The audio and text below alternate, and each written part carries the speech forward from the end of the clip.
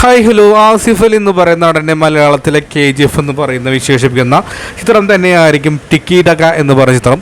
Rohit VS ആണ് direction. ആസിഫിനെ കൂടാതെ ലുക്മാൻ, ഗണപതി തുടങ്ങിയൊക്കെ പ്രധാനപ്പെട്ട താരങ്ങളായി വരാൻ വേണ്ടി പോകുന്നുണ്ട്. ബാൽപിക ഗവിയാണ് ചിത്രത്തിൽ നായികയായിട്ട് വരാൻ വേണ്ടി പോകുന്നത്. ഗോതയിലെ നായികയാണ്. അപ്പോൾ തീർച്ചയായിട്ടും ഒരുപാട് പ്രതീക്ഷകളുണ്ട്.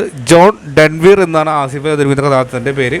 അപ്പോൾ തീർച്ചയായിട്ടും KGF പോലെ തന്നെ ഒരു സാധാരണക്കാരിൽ നിന്നും എങ്ങനെ ഡോണായി പോയ കഥകളൊക്കെ പറയുന്നുണ്ട്. കാരണം ഇതിന് മുമ്പ് തന്നെ ഒരു കാർട്ടൺ ടീസർ സംഭവം ഇറങ്ങിയിരുന്നു. അപ്പോൾ ഷൂട്ടിംഗ് നല്ല ഗംഭീരമായി തന്നെ നടക്കുന്നുണ്ട്. അപ്പോൾ എന്തായാലും ടിക്കിയുടെ റിലീസിന് പ്ലാൻ ചെയ്തതെന്ന് വെച്ച് കഴിഞ്ഞാൽ 2025 ക്രിസ്മസ് റിലീസാണ് പ്ലാൻ ചെയ്തത്. അപ്പോൾ തീർച്ചയായിട്ടും ഗംഭീരമായിട്ടുള്ള ഒരു വരവ് തന്നെ ഞാൻ ആഗ്രഹിക്കുന്നുണ്ട്.